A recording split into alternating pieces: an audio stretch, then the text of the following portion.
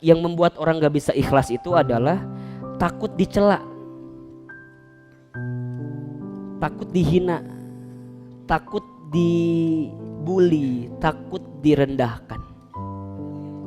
Penilaian orang. Coba saya mau tanya, kalau teman-teman dihina sama orang, senang atau sedih? Nah, itu salah persepsinya. Kalau ada orang yang merendahkan kita, kalau ada yang mencela kita, harusnya kita senang. Kenapa? Di saat itu Allah sedang meninggikan derajat kita. Ahilman malah pengen kalau ada orang yang ngebully saya, ngehina saya, mencaci maki saya, gak apa-apa. Kenapa? Di saat itu Allah sedang menggugurkan dosa-dosa saya. Jadi kalau teman-teman sekarang banyak yang mencela teman-teman, yang menghina teman-teman, gak apa-apa. Itu bagus. Bagus. Kenapa? Karena biasanya orang akan kelihatan titik nadirnya sebagai seorang manusia saat dia tahan dengan ujian, saat dia tahan dengan dicaci maki. Bukankah Rasul itu menjadi seorang yang sangat luar biasa menyikapi kehidupan karena beliau begitu banyak yang membencinya?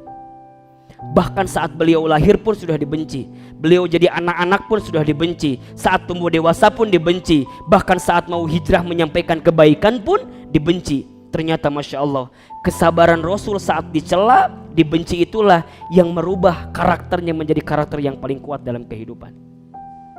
Maka mohon maaf, kalau tiga hal ini, senang dipuji, kemudian senang urusan dunia, kemudian takut dicela, teman-teman hilangkan, maka teman-teman akan dapat kategori yang namanya ikhlas.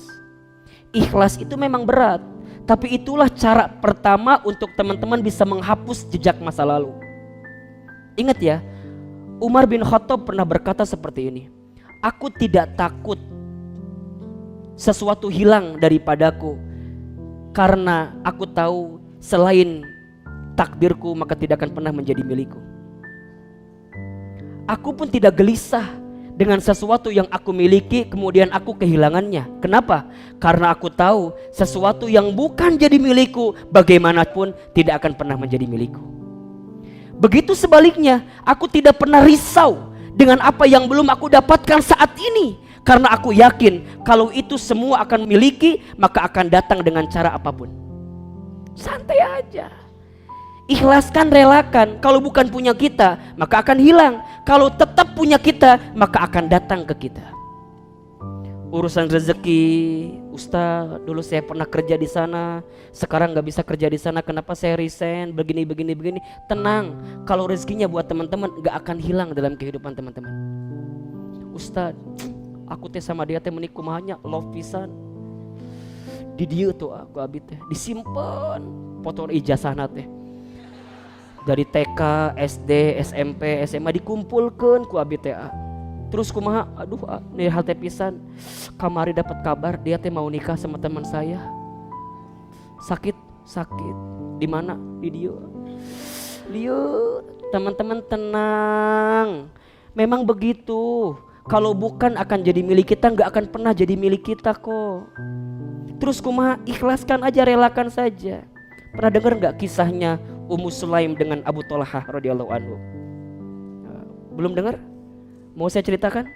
Oh, ini banyak banget kisah harian ini. Baik, Ummu Sulaim itu perempuan yang cantik di kota Madinah. Cantik. Ya cantiknya nggak jauh lah sama yang di sini. Ya, nggak jauh banget tapi nggak jauh. Ummu Sulaim. Terus gimana Ustadz? Banyak gak yang suka sama dia? Pasti. Nalurinya begitu. Kalau perempuan cantik pasti banyak yang suka. Banyak. Semua laki-laki di kota Madinah itu suka dengan Ummu Sulaim. Masya Allah. Sampai di antara laki-laki yang suka itu, ada seorang laki-laki yang Ummu Sulaim juga suka. Siapa itu? Abu Thalhah radhiyallahu anhu. Abu Thalhah. Tapi gimana Ustadz? Apakah Abu Thalhah juga cakep? Mohon maaf. Di antara banyak pemuda itu, Abu Thalhah termasuk pemuda yang ganteng. Jadi Ummu Sulaimnya gelis, Abu Thalhahnya ganteng. Cocok gak kira-kira? Cocok. Nukia mah mau diomongkan mual. Kan kadang-kadang kita mah kalau ada pasangan yang jomplang teh diomongkan ke orangnya. Yang perempuannya cantik, yang laki-lakinya teh biasa kumaha gitunya, kuloho hidup hidung. Kadang-kadang orang teh kan kudu mikir apakah jadi dosa buat orang lain atau tidak. Dosa apa, jadi mengundang gibah atau enggak gitu. Jadi kudu pas deh diomongkan kadang-kadangnya. eta tinggali jelema naon kitu ih daripada yang si eta mending jeung urangnya. Nah, punten ya. Ada nggak yang sering begitu di sini? Hati-hati, dia lebih hebat dibanding antum. Kenapa? Karena dia membuktikan perempuan cantik mau sama dia, sedangkan antum GGM, ganteng-ganteng mubazir. Jadi punten lah, nu can nikah mah tetep rek seganteng-ganteng lagi tetep lah. Belum. Ya gantengnya buat pribadi doang, bukan buat Allah gitu. Kalau udah nikah mah luar biasa. Sampai Abu Tolha, ketika Abu Tolha mengatakan cintanya kepada Ummu Sulaim, apa kata Ummu Sulaim? Abu Tolha, aku pun juga sama, punya perasaan yang sama kepadamu. Kata Abu Tolha, mau mahar apa yang aku berikan kepadamu agar engkau mencintaiku? Sok, kalau akhwat digitukan, nya misalnya nih nanya ke laki-laki, ikhwan, akhi, aa, jang, ujang, jang, mau nyiapin mahar apa? Sok, teman-teman akan menjanjikan apa biasanya? Ngomongnya heula kan orang mah. Iyo, ayah hente.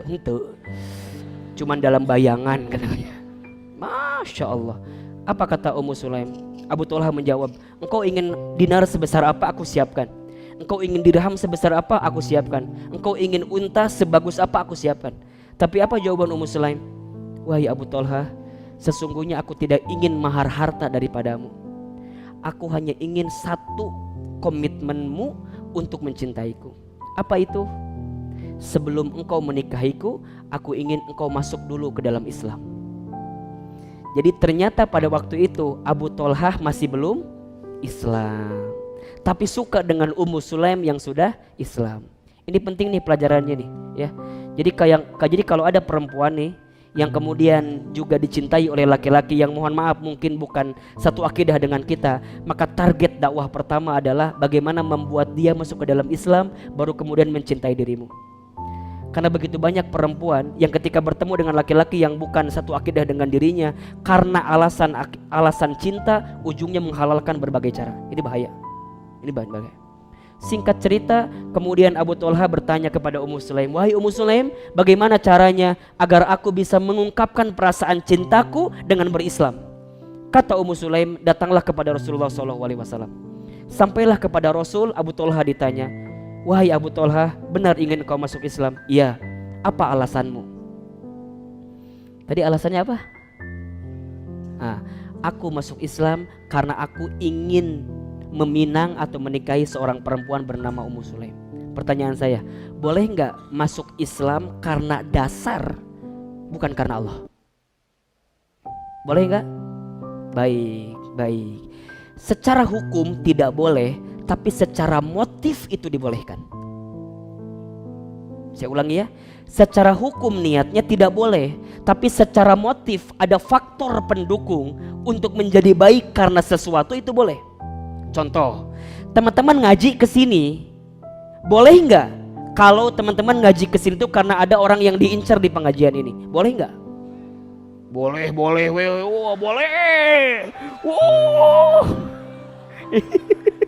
Ini dia. Kalau niat dasarnya itu nggak boleh hukumnya. Tapi kalau teman-teman niatnya tetap karena Allah, dan setelah itu teman-teman mohon kepada Allah, ya Allah, atulah kumaha we carana. Aku teh ngaji ke sini minimal ngaji plus. Bukan hanya dapat ilmunya, tapi insya Allah juga dapat jodohnya. Jadi niat dasarnya harus karena Allah, tapi motifnya urusan yang lain itu boleh. Yang tidak boleh, urusan motif yang lainnya didahulukan daripada Allahnya. Maka ketika Abu Tolha ditanya, wahai Abu Tolha, kenapa engkau ingin masuk Islam? Abu Tolha menjawab, aku masuk Islam karena aku ingin menikahi seorang perempuan muslim bernama Ummu Sulaim. Kata Rasulullah, perbaiki niatmu. Karena sebagaimanapun engkau akan masuk Islam, tapi niatmu bukan karena Allah, maka niatmu itu tidak akan lurus dengan apa yang kamu dapatkan. Sampai kemudian Abu Tolha diajak oleh Rasulullah, masuklah kamu ke dalam Islam dengan niatan karena Allah, dan memintalah kepada Allah dibimbing untuk mendapatkan kebaikan-kebaikan dalam Islam, termasuk mendapatkan siapa? Ummu Sulaim. Maka kata Rasul, kalau begitu baik, aku akan nikahkan dirimu dengan Ummu Sulaim, dan sebelumnya aku akan terima Islammu. Maka berkatalah asyhadu alla ilaha illallah wa asyhadu anna Muhammadar Rasulullah. Masya Allah. Singkat cerita, Abu Thalhah ganteng, Ummu Sulaim cantik. Pasangan itu menjadi buah bibir di kota Madinah. Kalau bahasa kita mah jadi apa ya? Couple goals banget gitu. Jadi pasangan yang sering dibicarakan. Wah, nya siga pasangan nu ayeuna lah, restu. Apa gitu kan. Dibicarakan sampai Masya Allah mereka itu menikah, kemudian jadi rumah tangga yang harmonis, sampai kemudian mereka punya seorang putra. Ketika punya seorang putra itu, maka Abu Thalhah mendapatkan ajakan daripada Rasulullah SAW untuk menyampaikan Islam ke daerah Afrika. Tugasnya. Maka ingat, kata Ummu Sulaim, wahai Abu Thalhah, kalau engkau mencintaiku, maka berkorbanlah untuk Islam seperti apapun. Jadi kalau teman-teman nih mau nyari yang ikhwan yang mencintai kita, jangan ngasih standar dasarnya tuh. Boleh menikahi saya, tapi syaratnya Islamnya benar dulu. Hafiz Quran 32 juz. 2 juznya mah tambahan gitu kan. 30-nya kan itu wajibnya, 2-nya sunnahnya lah, nggak apa-apa. Surat apa misalnya juz 30, juz 29, nggak apa-apa. Jadi target boleh. Kamu ikut dengan saya nikah siap, tapi tolong selesaikan bacaan kitab ini. Jadi tantangan jangan tantangan urusan dunia, tantangan akhirat. Sama kayak Ummu Sulaim, menikah boleh, tapi saat Rasul memanggil engkau harus berangkat. Sampai kemudian ketika perintah itu datang, Abu Thalhah yang lagi bahagianya karena punya anak, maka harus pergi ke Afrika. Singkat cerita, dalam sejarah itu diceritakan 3 tahun mereka berpisah. 3 tahun berpisah. Lagi hangat-hangatnya, jadi couple goals, saling mencintai, tiba-tiba dipisahkan karena perintah Rasulullah SAW. Maka Abu Thalhah pergi ke sana. Bagaimana Ummu Sulaim? Ummu Sulaim rindu dengan Abu Thalhah? Iya. Abu Thalhah rindu dengan Ummu Sulaim? Iya. Masya Allah. Yang membuat Abu Thalhah juga kangen, bukan hanya kangen dengan Ummu Sulaimnya, tapi kangen juga dengan anaknya. Singkat cerita, pulang dari Afrika, kemudian Abu Thalhah sampai di rumah. Ketika sampai di rumah, Ummu Sulaim menyambutnya dengan hangat. Disiapin makanan terenaknya. Sampai kemudian malamnya pun Ummu Sulaim memberikan pelayanan maksimal kepada Abu Thalhah.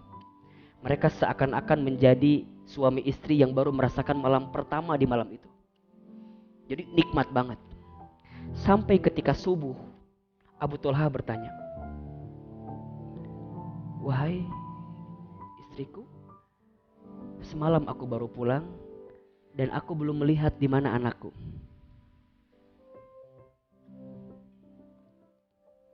Wajar nggak bapak nanya anak? Wajar. Apa kata Ummu Sulaim? Wahai suamiku, sebelum aku mengatakan di mana anakku, aku ingin bertanya dulu sama dirimu. Kata Abu Thalhah, apa pertanyaannya? Bagaimana sikapmu kalau ada seseorang yang menitipkan barang kepadamu, kemudian seseorang itu mau mengambilnya, apa yang akan kamu lakukan? Kata Abu Thalhah, kalau barang itu miliknya, aku akan kembalikan dengan sepenuh hati. Aku akan berikan, kapanpun pemiliknya mau. Apa kata Ummu Sulaim? Benar itu jawabannya? Iya. Kalau aku dititipi barang dan orang yang nitipin kepadaku minta dikembalikan, maka secepatnya aku akan kembalikan barang itu. Kata Ummu Sulaim, wahai Abu Thalhah, suamiku, sesungguhnya saat dirimu pergi, anak kita sudah dipanggil oleh Allah Subhanahu wa Ta'ala. Sampai kata Abu Thalhah, benar? Kenapa engkau tidak ceritakan kepadaku? Kenapa semalam engkau masih melayaniku dengan baik?